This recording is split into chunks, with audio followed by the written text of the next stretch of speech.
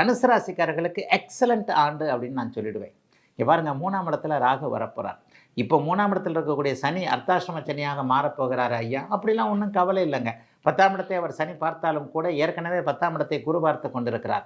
மிகப்பெரிய அளவில் ராசியை குரு பார்க்க போகிறார் மே மாதத்துக்கு பிறகு. முதல் 5 மாதத்துகளுக்கு பிறகு இப்போ தான் உங்களுக்கு 6ஆம் இடத்துல குரு பகவான் இருக்கிறாரு. கடன் நோய், வம்பு, வழக்கு, அசிங்கம், கேவலம் போன்றவைகளையும் அனுபவிச்சுக்கிட்டு தானே இருக்கிறீங்க.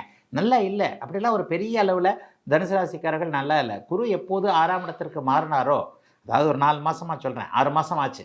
6 மாதமாகவே கடனோ நோயோ ஏதோ ஒன்று எதிர்ப்போ வந்துக்கிட்டு தான் இருக்குது தனுசு ராசிக்காரர்களுக்கு. இது எல்லாமே மே மாதத்தோடு முடிய போகிறது. மே மாதத்திலிருந்து உங்களுடைய ராசிநாதன் சுபராகி ராசியையே பார்க்க போவது எக்ஸலண்ட்டான ஒரு அமைப்பு.